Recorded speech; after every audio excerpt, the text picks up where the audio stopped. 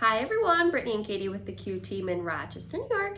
And today we're going to talk about interest rates. So a lot of people are hearing the interest rates are so super low. It's a great time to buy a house. But what does it mean? So yes, interest rates are super low. We are seeing them at an all-time low. So as a buyer, what does that mean, Brittany? Yeah, so we have been seeing, rates have been below 3%, hovering around that 3% mark. And it's crazy. There's a historical low. So we've never seen rates this low in as far as we can possibly remember. Right. And that can have a huge impact on you when you're buying a home because that is directly involved with your mortgage. So your mortgage payment is made up of your principal, your interest, your taxes, and your insurance. So that interest can have a really big impact. It's a big impact on your monthly payment. Yeah. So just for a little bit of knowledge from how big of an impact that can be, every 1% change in the interest rate can change your payment, your mortgage payment, by about 20%. That's insane. That's huge.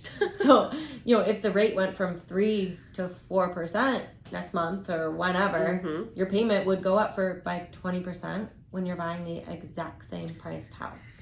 And so what that means in this market where we're seeing multiple offers and people offering $10, $20, $30, $40, sometimes $50,000 over the list price, people are panicking as a buyer. And what we're telling them is, listen, if there are this many people who are willing to pay this amount of money for this house, that's market value. You're not overpaying.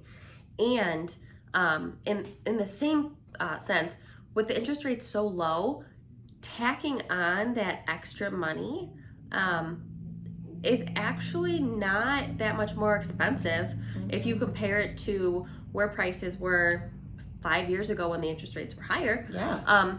And also, what was I going to say? Well, I was going to say, I don't know if this is what you were going to say, but I had it.